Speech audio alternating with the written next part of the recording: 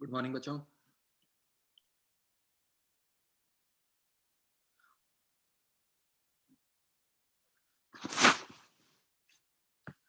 और फिर अब तो ऑलमोस्ट लास्ट वीक है आपकी डिवीजन का। नेक्स्ट वीक तो एक ही चैप्टर है।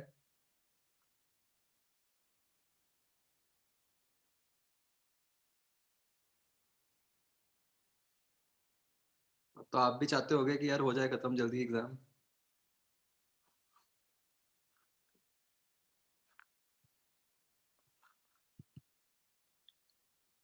या नहीं?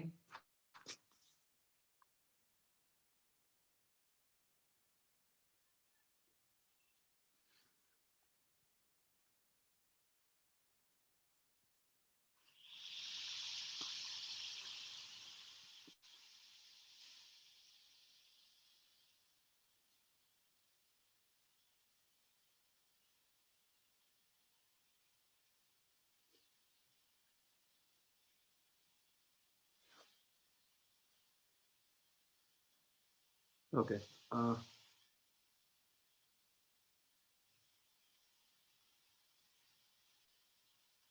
क्या करना है हमें आज?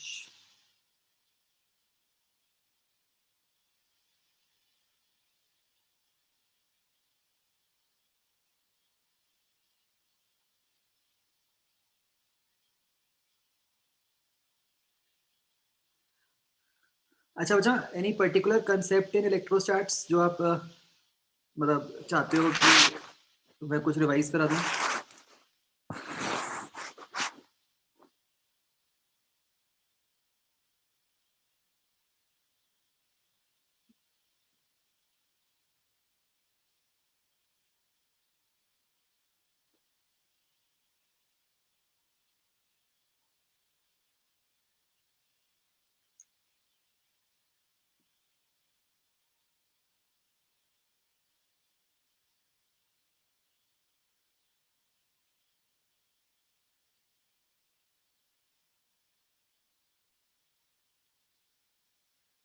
मैं ना आपको फटाफट बताता हूँ कि कौन सी चीजें सबसे इंपॉर्टेंट हैं, कैसे इस चैप्टर को याद रखना है।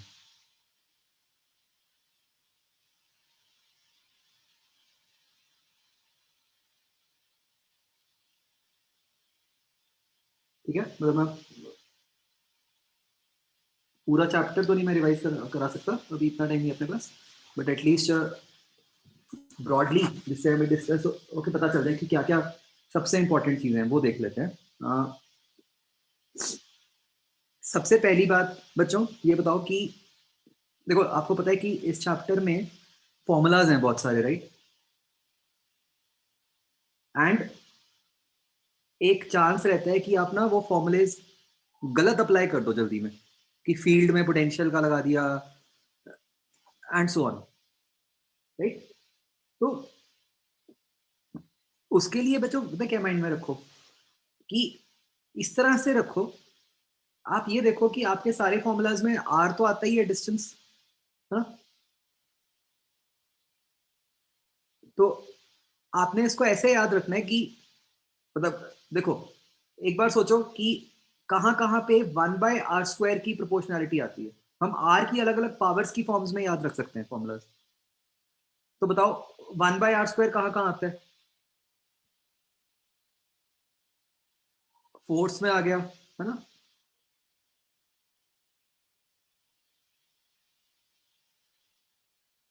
ई आउटसाइड स्फीयर में आ गया, AQ/r², राइट?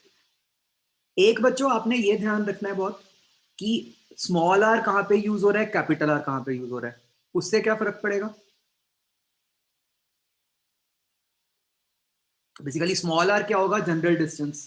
कैपिटल आर क्या होगा, कोई रेडियस, है ना? इसमें कंफ्यूजन नहीं होनी चाहिए।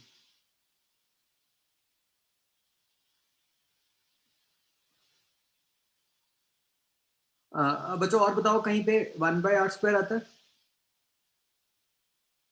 इस पूरे चैप्टर में?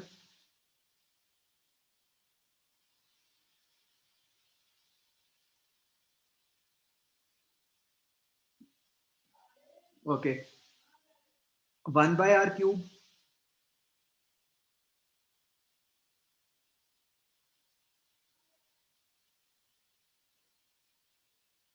1/r² एक और जगह आता है बच्चों, अभी आपको देखना, अभी थोड़ा सा आगे जाके याद आएगा।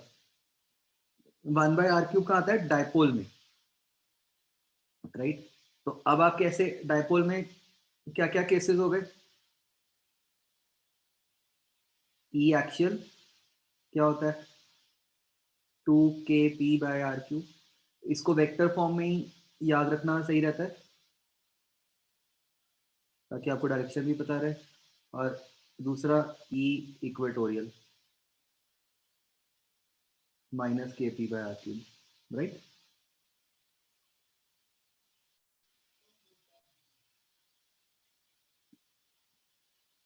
अब ख्याल आ रहा है 1/r² कहीं और आता है?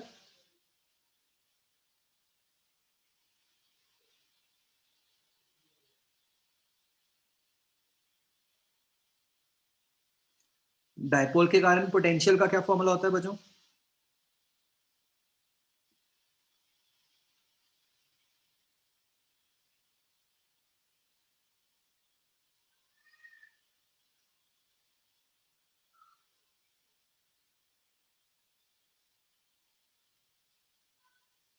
kp cos θ/r² होता है।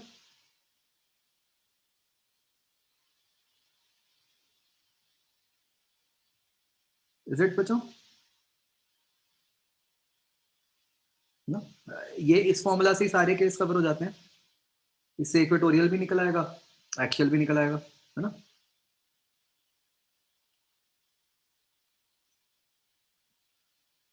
वन बाय आर कहाँ आता है बच्चों?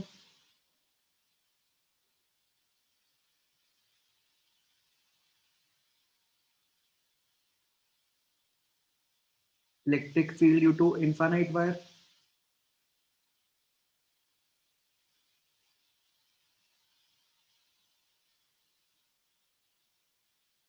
2k λ/r। और potential, potential outside sphere, right बच्चों?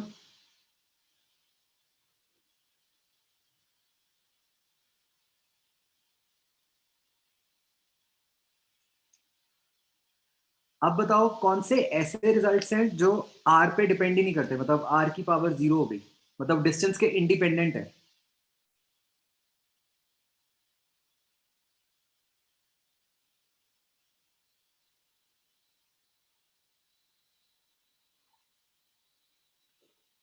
सबसे पहले ई इनसाइड यूनिफॉर्म हॉलो स्फीयर।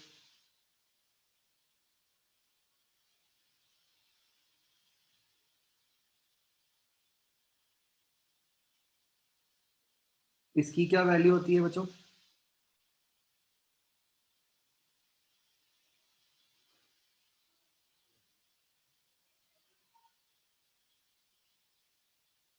0, है ना? और बताओ मुझे बच्चों कौन से फॉर्मूलाज हैं जो डिस्टेंस के इंडिपेंडेंट हैं? Yes, E due to infinite plane.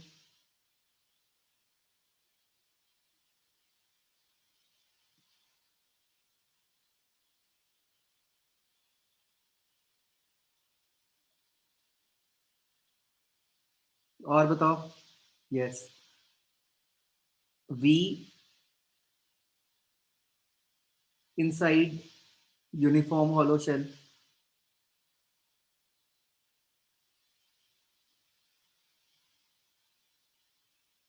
ये क्या होता है? ये k³/कैपिटल आर होता है, राइट? जैसे मैंने कहा था, ध्यान रखना है कहाँ कैपिटल आर आया, कहाँ स्मॉल आर आया।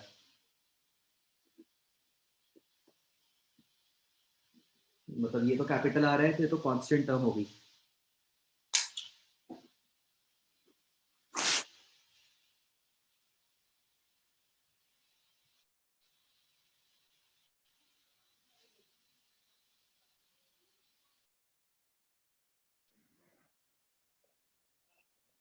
आगे बताओ। और कोई कांस्टेंट फॉर्मूला?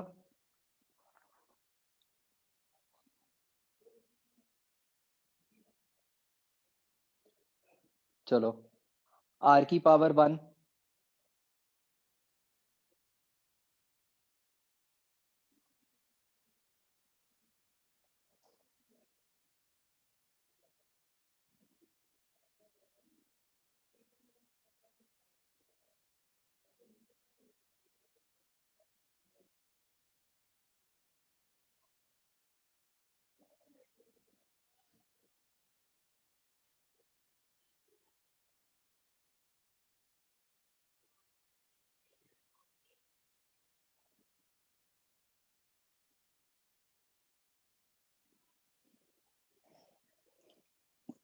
यस, तो E इनसाइड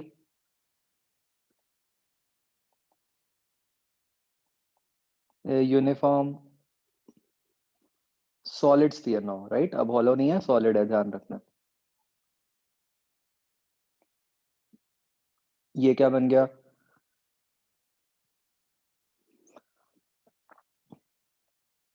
के q r by r cube, या फिर इसको हम rho r by 3 epsilon not लिखते हैं, करेक्ट?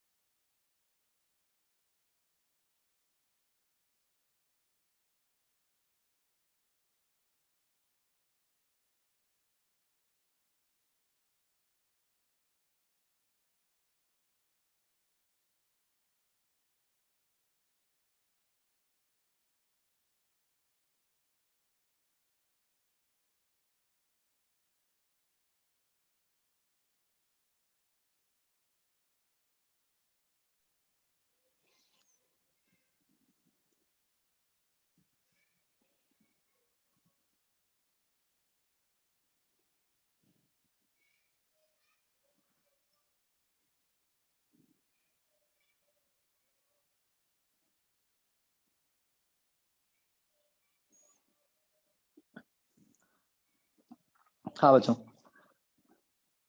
और कोई फॉर्मूला बच्चों आपके माइंड में आ रहा है जो r की पावर 1 पे डिपेंड करता हो?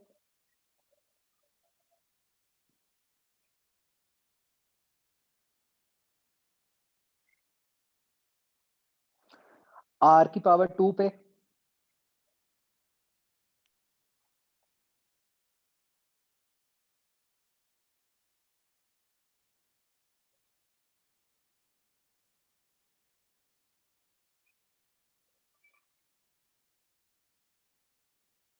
बच्चों r की पावर 2 पे?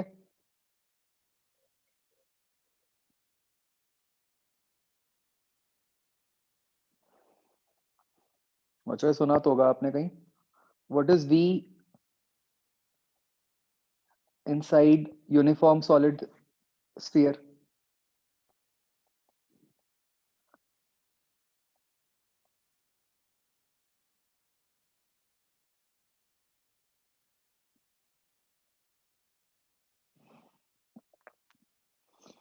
क्या फॉर्मूला होता है इसका?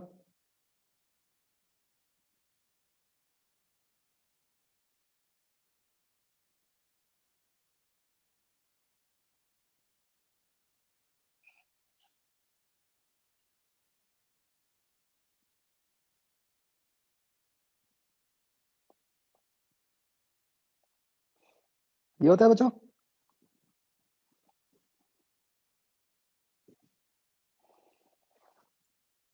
यस, आपको बच्चों ख्याल होगा ये क्वेश्चन केवीपीवाई में आया था अभी, कल परसों।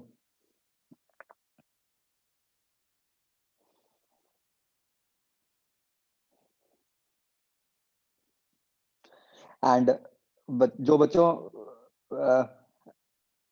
मेरे बैच में थे, आपको याद है मैंने आपको बोला भी था कि ऐसा कुछ मतलब केवीपीवाई में आ जाता है डायरेक्ट, जब ये फॉर्मूला लिखा था हमने।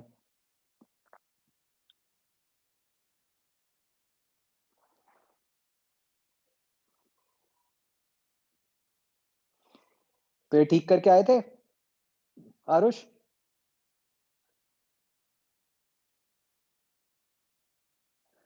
ये तो मतलब बहुत ईज़ी क्वेश्चन कहेंगे हम केवीपीवाई के हिसाब से, डायरेक्ट फ़ॉर्मूला बेस आ गया।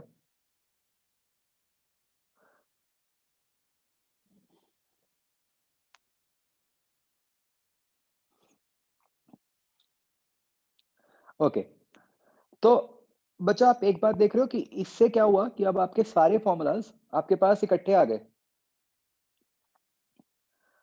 एंड नेक्स्ट पार्ट आ जाता है इन्हीं के ग्राफ्स। ग्राफ्स पे बेस्ड बहुत क्वेश्चंस आते हैं। तो भाई अब वो भी आप सीधा-सीधा इनको ही देख के ही याद रखोगे। आपको मैथ्स से ये तो पता ही है कि 1/r² का ग्राफ कैसा होता है, 1/r³ का कैसा होता है। इनफैक्ट ये जो पहले 3 है 1/r², 1/r³, 1/r, इनके तो ग्राफ सबके एक जैसे ही होते हैं, है ना? हाइपरबोलिक। r की पावर 0 का कांस्टेंट हो गया, r की पावर 1 का स्ट्रेट लाइन हो गया, r² का पैराबोलिक हो गया, और ये -r² है तो डाउनवर्ड पैराबोला हो गया।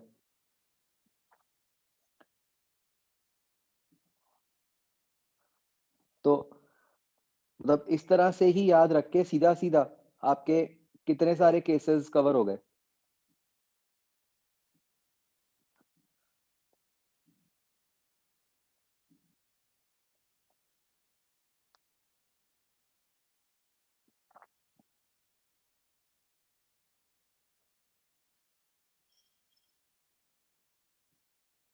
ठीक है जी?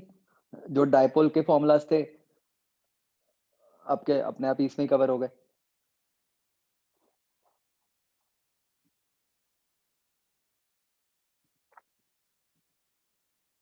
Dipole, hollow sphere, solid sphere सब इसी में आ गया आपका।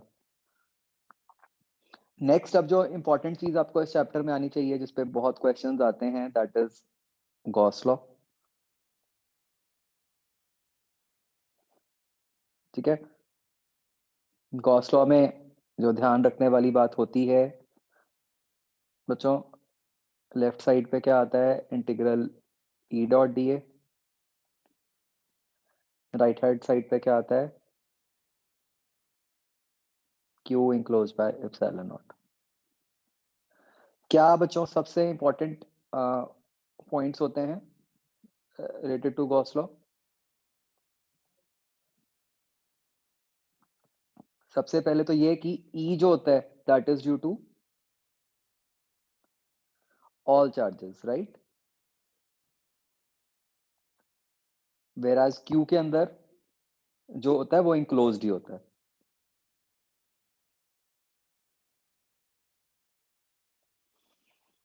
Second,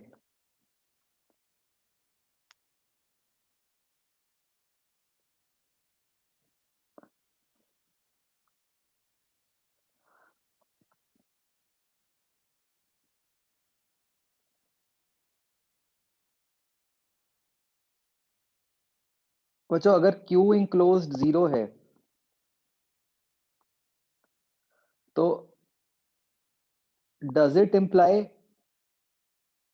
E is equal to 0?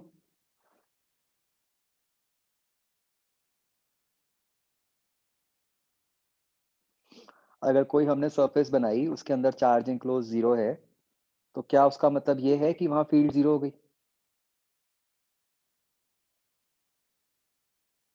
No, right?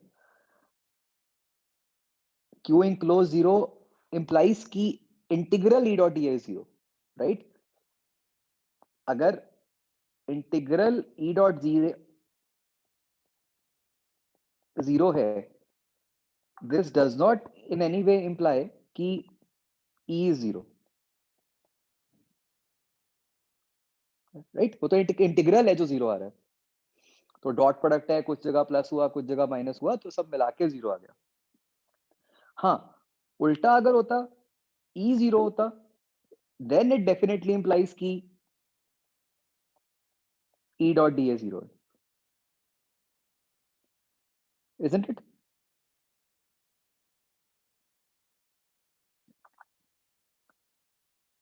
तो मतलब बच्चों क्या बात का ध्यान रखना है बहुत ज्यादा, कि अगर चार्ज इनक्लोज 0 है, उससे आपको ये नहीं पता चलता कि फील्ड 0 है। ठीक है? बट हाँ, अगर फील्ड 0 है, उससे आप पक्का कह सकते हो कि चार्ज इनक्लोज 0 है।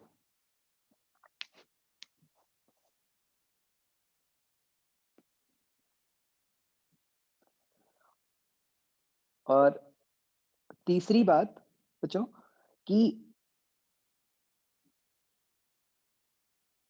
गॉस लॉ जो है आपका, वो एप्लीकेबल तो हर जगह है,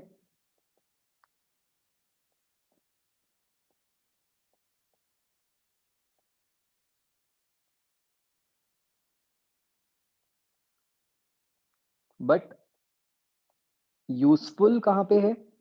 सिर्फ सिमेट्रिक सिचुएशंस में।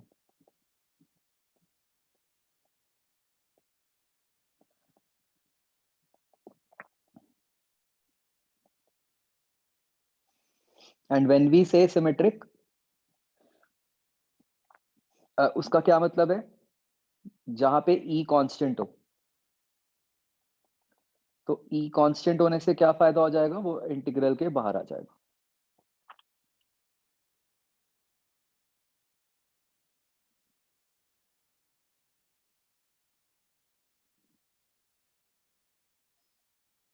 समझ आ गया बच्चों?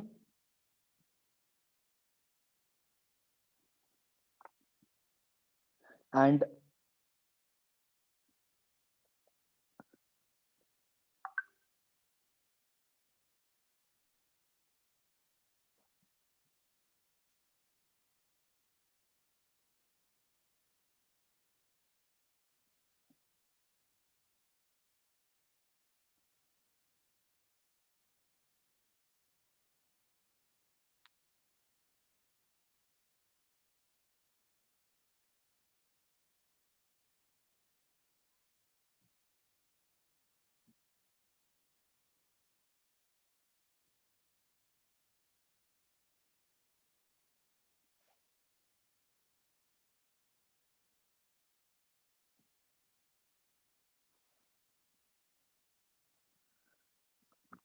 एक बच्चों अगला केस, मतलब जो गॉस लॉ का इंपॉर्टेंट है, वो मतलब बेसिकली एक क्वेश्चन ही कह लो आप, कि जहां पे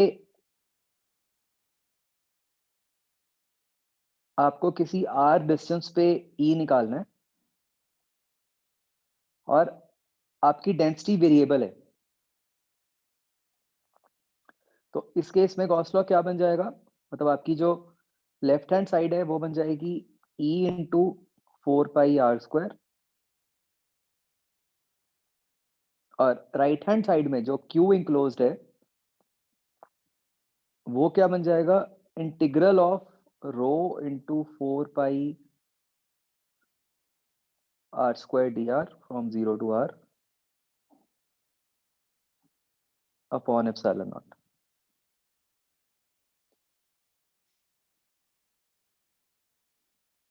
ठीक है, बेसिकली मैंने क्या किया है बच्चों, राइट हैंड साइड पे इंटीग्रेट कर दिया चार्ज इनक्लोज निकालने के लिए। तो वो जो भी रो का एक्सप्रेशन दिया होगा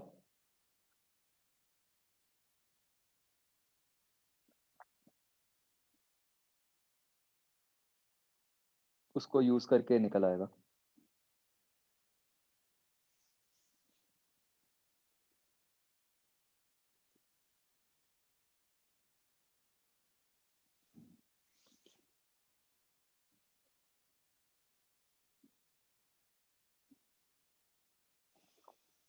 ठीक है, और आई थिंक अब आप इनफ इंटीग्रेशन कर चुके हो, आप सबको ये क्लियर होगा कि प्लीज 4πr² को कैंसिल नहीं कर देना लेफ्ट और राइट से, है ना?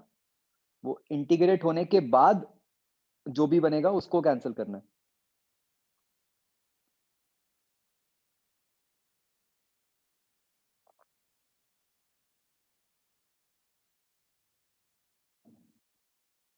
ठीक है ना? अगला जो बच्चों बहुत ही इंपॉर्टेंट पार्ट है इस चैप्टर का, that is relation between E and V. ठीक है, तो इस पार्ट को प्लीज अच्छे से रिवाइज करना, मतलब जो आपके मॉड्यूल में जो एक स्पेसिफिक एक टॉपिक भी है ना यही वाला, उसके क्वेश्चंस को अच्छे से करना। इसके मतलब कई सारे केसेस से बनते हैं ना, एक तो होता है कि हम कैसे अगर v गिवन है तो उससे e निकाल लेते हैं वेक्टर फॉर्म में।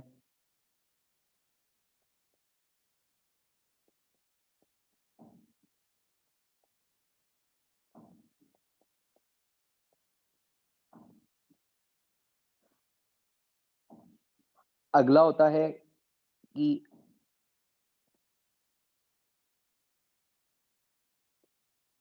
उल्टा e से v निकालना।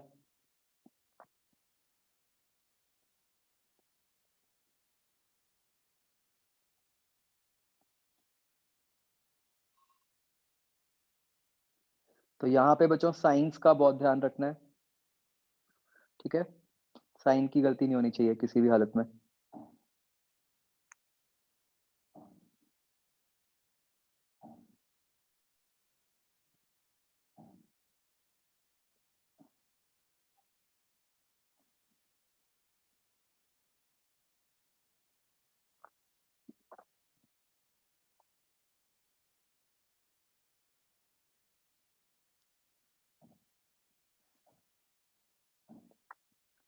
एंड फिर आता है बच्चों जो एंड में properties of conductor.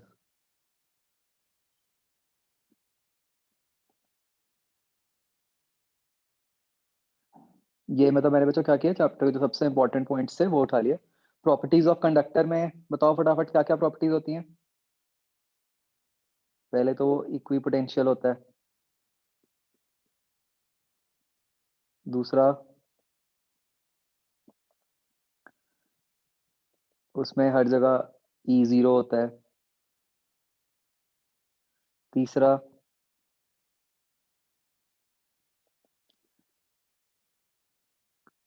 E near the conductor क्या होता है,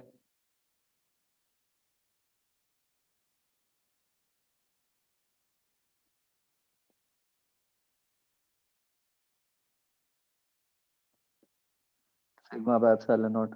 चौथा कंडक्टर के अंदर मतलब कंडक्टर में जो चार्ज रहता है वो हमेशा आउटर सरफेस पे रहता है।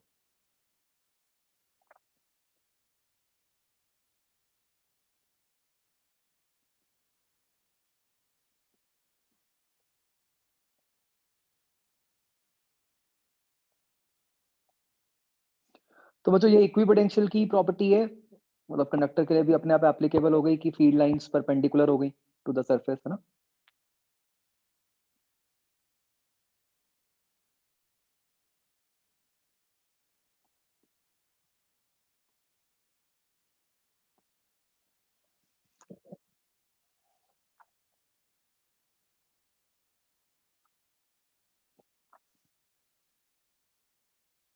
करेक्ट।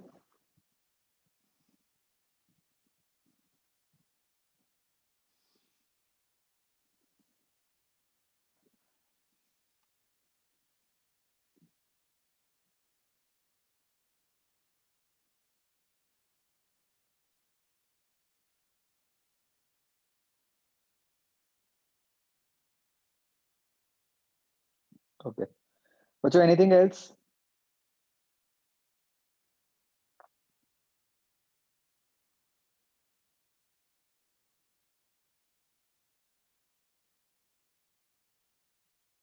इस चैप्टर में और कुछ आप बाई चांस चाहते हो?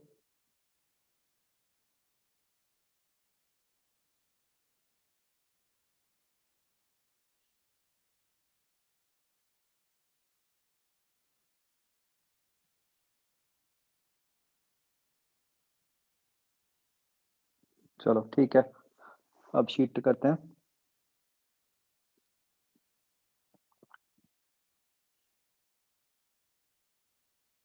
ये बच्चों इससे आगे हैं पीछे इलेक्ट्रोस्टैट्स?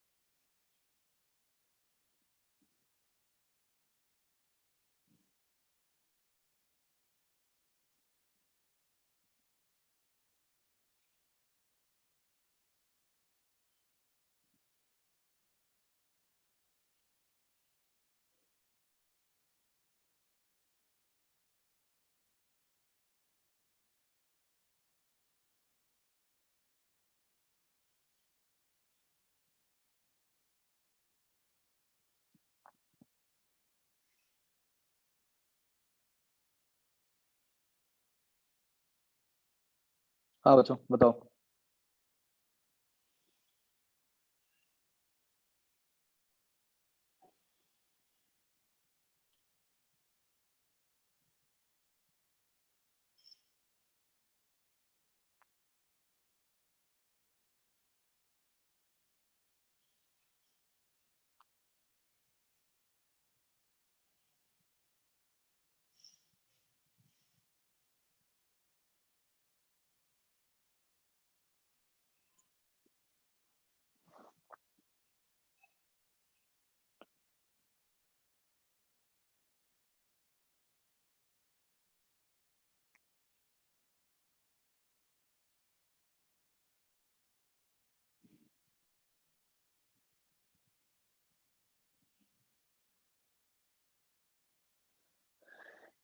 ये बच्चों सेकंड क्वेश्चन गलत है, इसमें कुछ मिसप्रिंट था, तो मतलब ये छोड़ दो।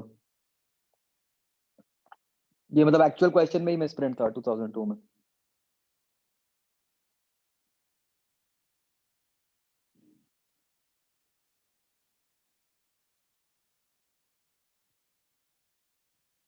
आगे।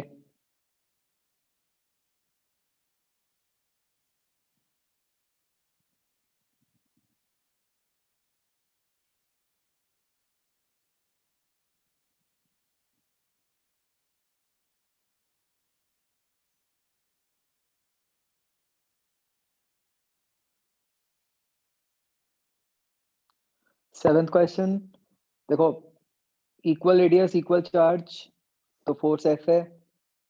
अब क्या किया, उसको पहले बी के कांटेक्ट में लेके आए। पहले ए और बी हैं, उन पे चार्जेस क्यू एंड क्यू हैं। अब जब बी और सी को कांटेक्ट में लेके आए बच्चों, तो क्या चार्जेस हो गए? इक्वली डिवाइड हो जाएंगे क्योंकि बिल्कुल आइडेंटिकल है, तो क्यू बाय टू हो गए।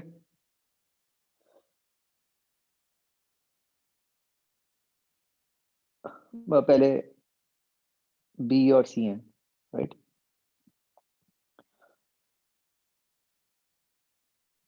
थर्ड मान लो ए है, तो ए और सी को लेके आए तो क्यू बाय टू हो गए। अब आप ए और सी को लेके आए कांटेक्ट में, तो क्या चार्जेस हो जाएंगे? अब जो उन पे थे, मतलब ए पे क्यू बाय टू है, सी पे क्यू है, तो टोटल का हाफ हाफ हो जाएगा। 3 क्यू बाय 4, 3 क्यू बाय 4। तो अब बी पे चार्ज हो गया क्यू बाय 2, सी पे हो गया 3 क्यू बाय 4। तो फोर्स क्या बन गई? 3/8 की टर्म आ गई ना।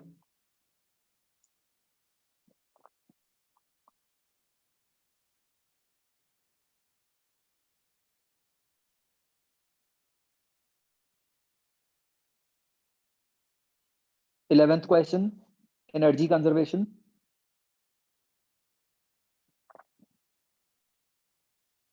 ये जो आपको दी हुई है वैल्यू, ठीक है, ये काइनेटिक एनर्जी है। बाद में पोटेंशियल में कन्वर्ट हो गई, तो के, अब क्यू क्या है? अल्फा पार्टिकल का चार्ज हो गया 2e। यूरेनियम का कितना हो गया charge? 235e upon R square, right. तो ज्यादा कैलकुलेशन तो करनी नहीं है, बस प्रॉपर यूनिट्स में कन्वर्ट करो, इससे हो जाएगा।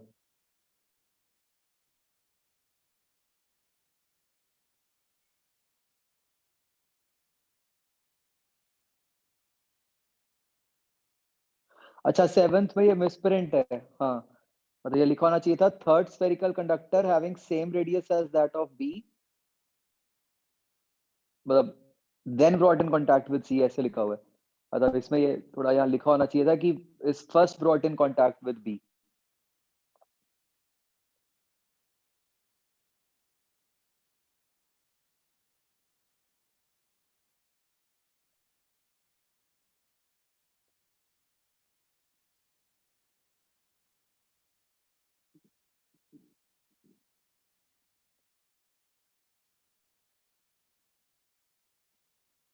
राइट।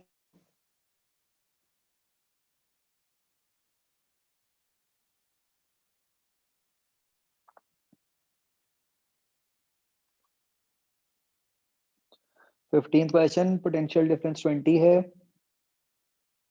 सेपरेशन है, an electron is released from rest on inner surface of plate. What is its speed when it hits plate 2?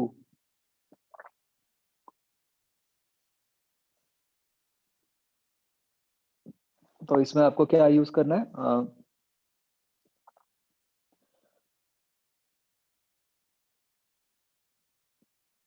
Energy conservation करनी है बेसिकली। क्या हो जाएगा? हाफ एम वी स्क्वायर, तो पहले तो वो रेस्ट पे ही है,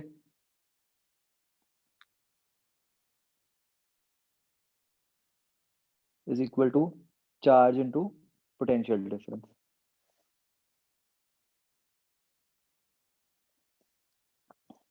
मतलब यही मेथड है, इससे आंसर आना चाहिए।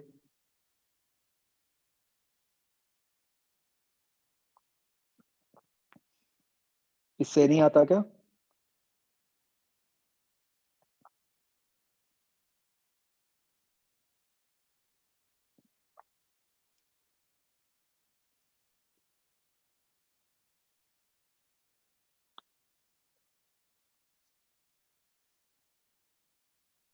बोलो बच्चों, इसका आंसर आ रहा है कि नहीं?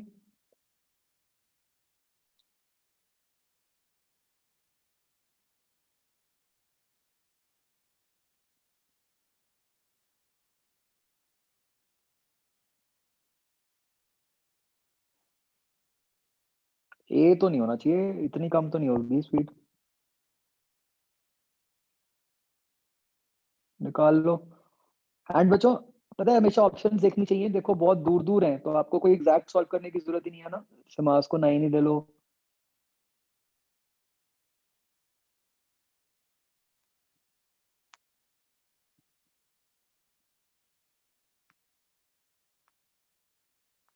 इनटू 20, तो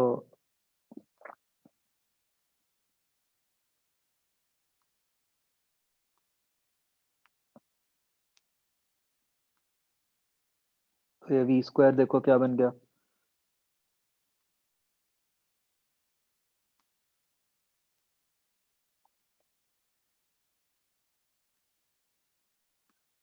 और टर्म्स ये सारी वैसी बन रही हैं, स्क्वायर वाली है ना।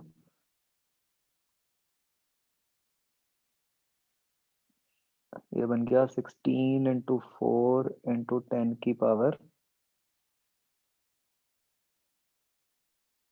12 अपॉन 9। इसका रूट ले लो, 8/3 इंटू 10 की पावर 6। तो ये भी आएगा।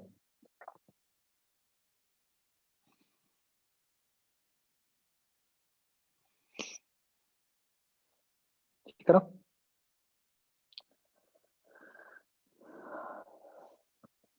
आगे बच्चों,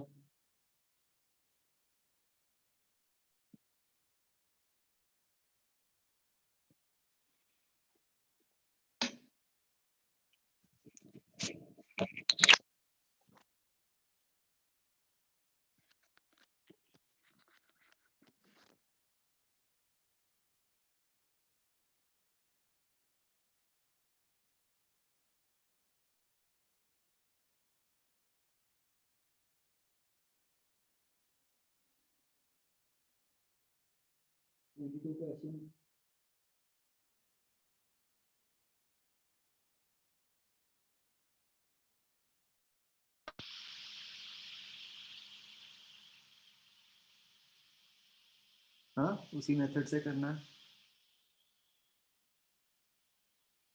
आप देखो 22, 25 भी वही है।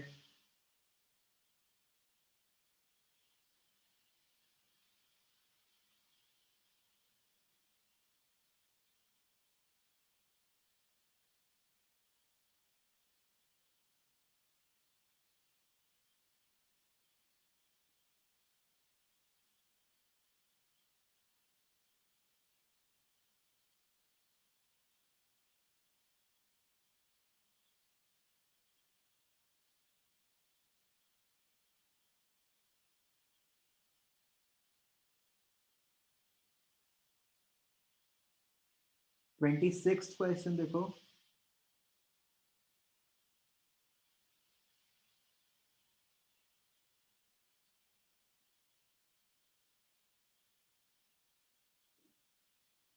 चार्ज कांस्टेंट रेट पे लीक कर रहा है,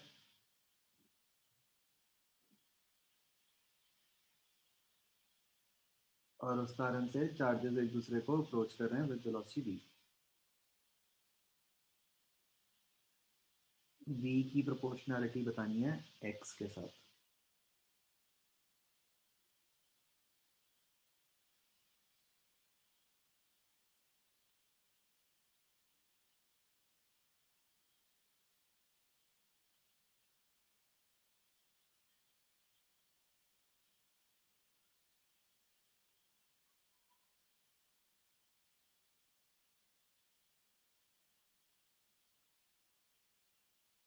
ये लेंथ एल हो गई, और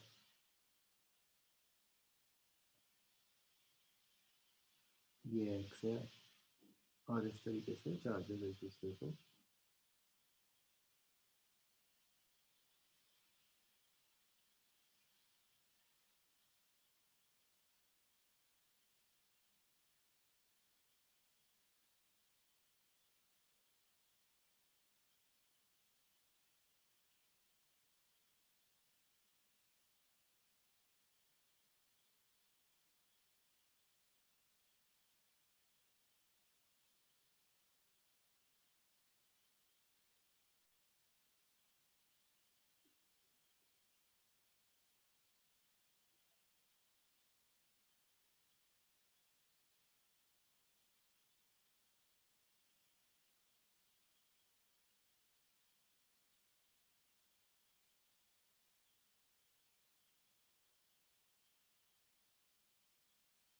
तो ये एंगल थीटा हो गया, जो कि स्मॉल होएगा, राइट।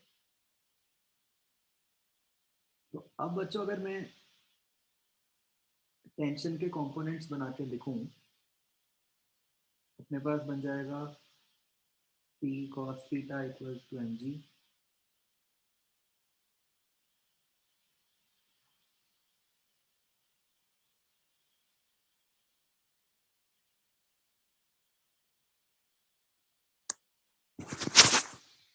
बच्चों आवाज आ रही है मेरी कि नहीं?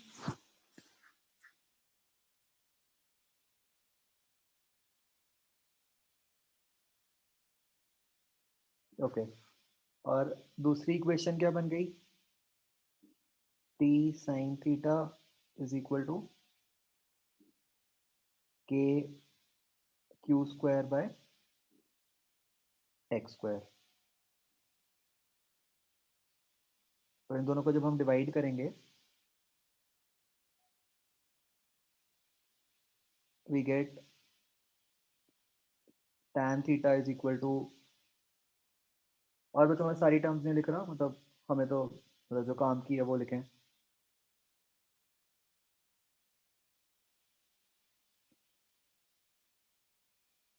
मतलब या एक ऊपर क्यू स्क्वायर आ गया और एक्स स्क्वायर,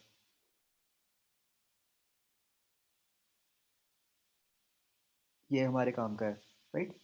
और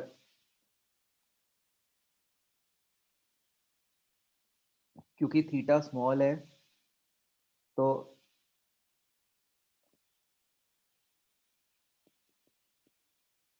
ये tan theta approximately equal to sine theta,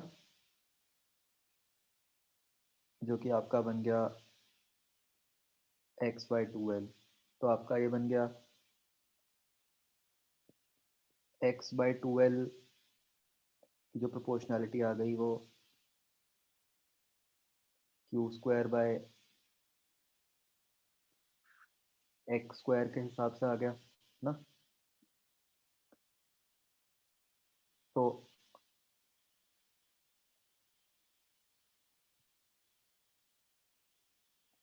ये जो आपका q है, ये आ गया proportional to x raise to power 3/2।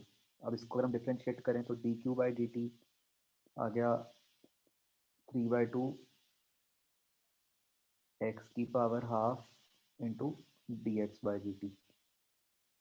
तो ये d q by d t constant है, d x by d t v बन गया जो आपको चाहिए। तो ये x raise to power half दूसरी साइड जाएगा, तो वी किसके प्रोपोर्शनल आ गया, एक्स की पावर माइनस हाफ के प्रोपोर्शनल आ गया। देखो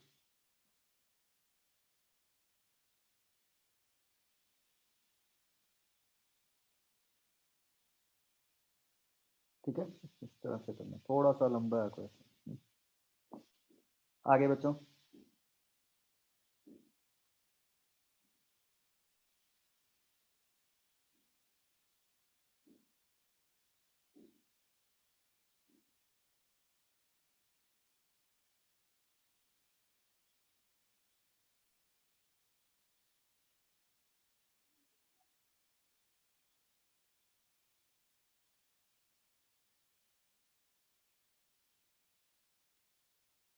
twenty eight question, insulated solid sphere of radius R, uniform positive charge density Q.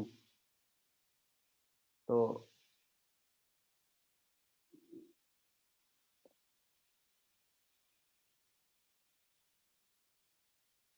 ठीक है, तो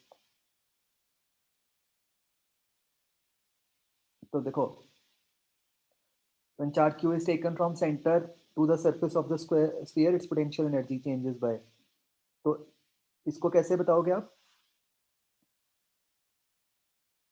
भाई, जो आज ही हमने फॉर्मूला की है, सेंटर पे पोटेंशियल एनर्जी क्या बन जाती है, उसमें अगर आप आर को जीरो पुट करोगे वो बन जाएगी 3 k⁻²r, और q से मल्टीप्लाई कर दोगे, वो पोटेंशियल था, q से मल्टीप्लाई कर दिया पोटेंशियल एनर्जी बनाने के लिए। और सरफेस पे क्या होती है, k⁻r,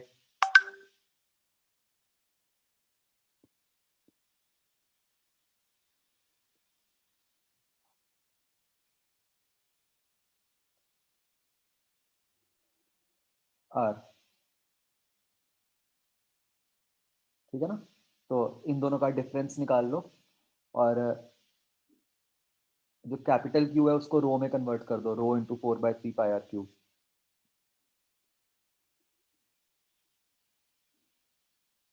तो उससे स्टेटमेंट वन का पता चल जाएगा, स्टेटमेंट टू तो हमें सीधा ही पता है कि ठीक है।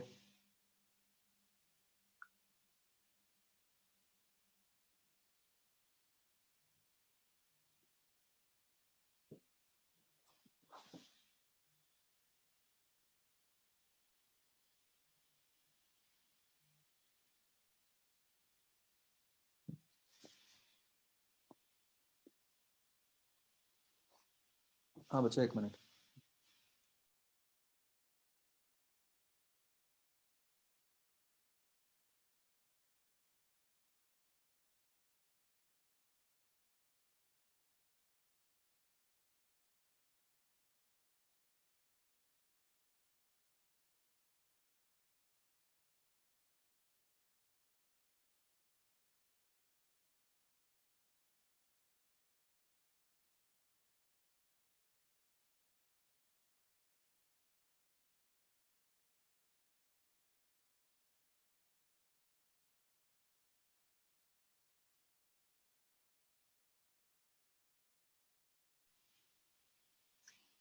हाँ बच्चों, आगे।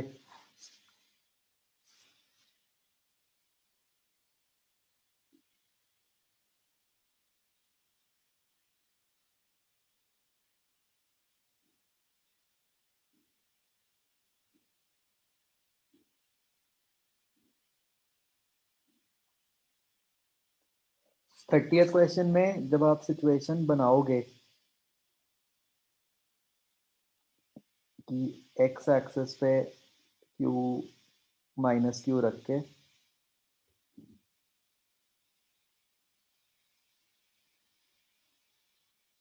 और यहाँ पे चार्ज आपने क्यू नॉट रख दिया,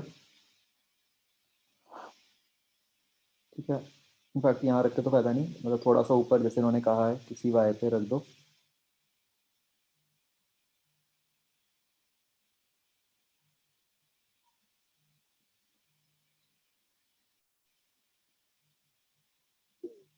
तो अब आपको बेसिकली क्या करना पड़ेगा, इस पर फोर्स निकालनी पड़ेगी कि मतलब देखो क्या हो जाएगा कि प्लस के कारण तो इधर को आएगी, माइनस के कारण इधर को आएगी, इन दोनों का रिजल्टेंट ऐसे आएगा, ठीक है। और उस फोर्स में फिर आपको बाइनोमियल अप्रोक्सीमेशन लगानी पड़ेगी, दिया हुआ है y is much smaller than x, उससे पता चलेगा कि क्या रिजल्ट बनता है।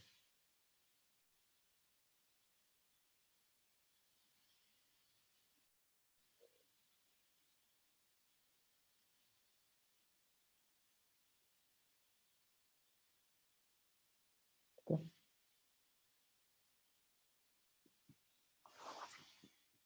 आगे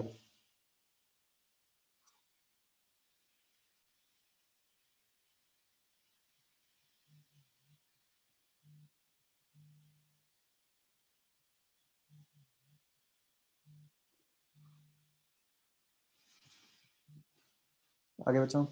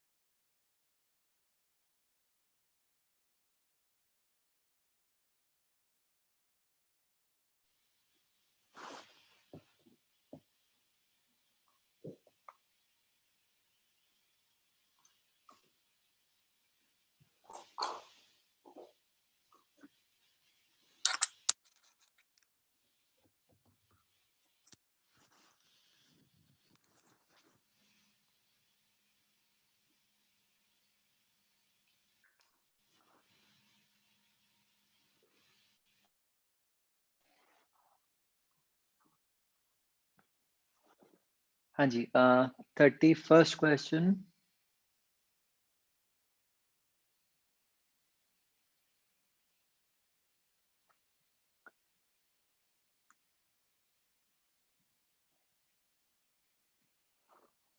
इसमें कुछ मिसप्रिंट लग रहा है ना, फिगर नहीं है। बट क्या बच्चों ऐसे मान के आता है आंसर? देखो,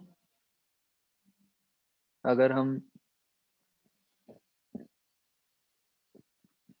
ये लेंथ एल हो गई और इधर से ये लेंथ एल मान के ओ पे निकालें, अब इसका तरीका क्या होगा? लेट्स सी, यही फिगर बनता है कुछ और बनता है। अब इसका तरीका तो ये होगा कि हम यहाँ से x पे कोई भी एक छोटा सा एलिमेंट ले लें dx, तो वो इस dx के कारण पोटेंशियल क्या हो गया? k into q by L dx, जो इसके ऊपर चार्ज हुआ, k क्यू बाय r, r हुआ x, तो ये बन गया। इसको हम इंटीग्रेट करेंगे फ्रॉम l टू 2l, तो ये बन गया k Q by l ln 2, right. तो d आंसर बन जाएगा। यही दिया हुआ है क्या?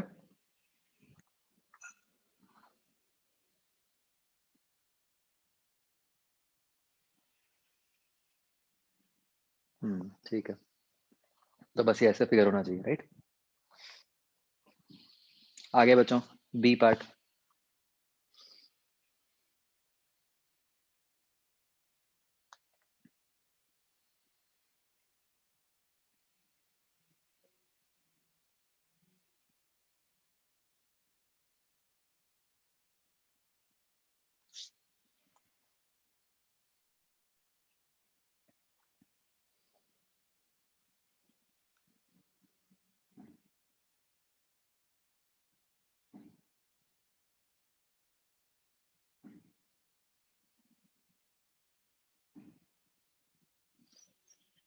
आगे बच्चों।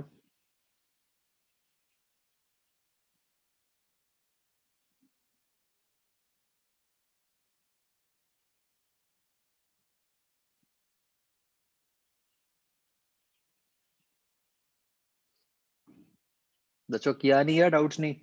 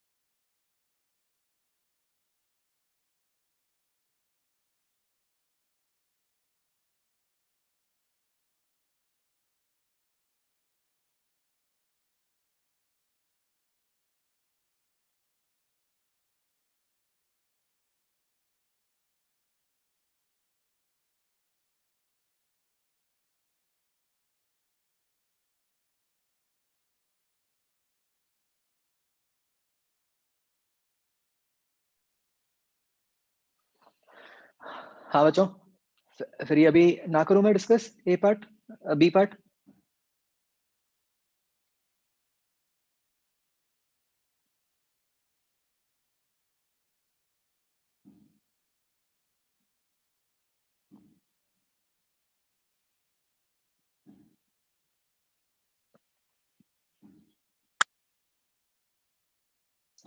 चलो कोई बात नहीं, अगली क्लास में पूछ लेना, ठीक है? ये कर लेना नेक्स्ट क्लास तक।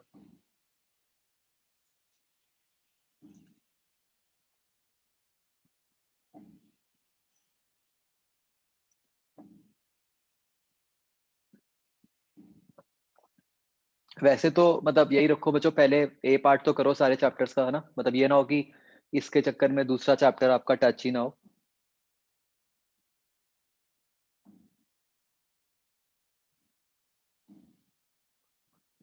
चलो ठीक है, फिर अभी खत्म करते हैं क्लास, लग जाओ, राइट? ओके बच्चों।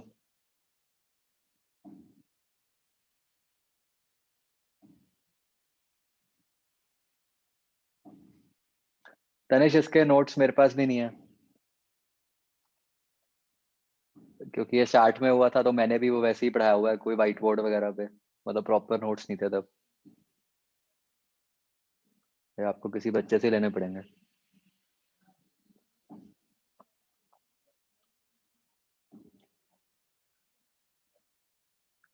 चलो, ओके बच्चों, बाय।